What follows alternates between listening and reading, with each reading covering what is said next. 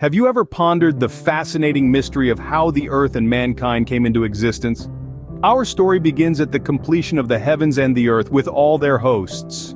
A monumental task accomplished over 6 days by none other than God himself.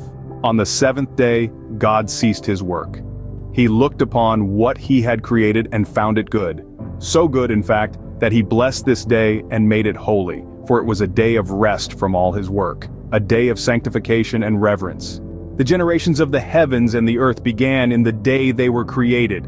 The Lord God had fashioned both the earth and the heavens, setting in motion the grand tapestry of existence. Yet at this time, no plant of the field was in the earth, no herb of the field had sprouted, for rain had not yet fallen, and there was no man to till the ground. The Lord God then formed man from the dust of the ground, breathing into his nostrils the breath of life. Thus, man became a living soul. This man was placed in a garden, situated to the east in Eden, a paradise crafted by the Lord God himself. From the ground God caused to grow every tree pleasant to the sight and good for food. Among these, the tree of life stood in the garden's midst, along with the tree of knowledge of good and evil. A river flowed from Eden to water the garden, which then parted and became 4 distinct heads. The first river, named Pison, encompassed the entire land of Havilah, where there was gold, bdellium, and the onyx stone. The second river, Gihon, encompassed the whole land of Ethiopia. The third river, Hiddekel, flowed east of Assyria, and the fourth river was Euphrates. The Lord God placed the man in the Garden of Eden to tend and keep it, giving him the freedom to eat from every tree, except the tree of the knowledge of good and evil.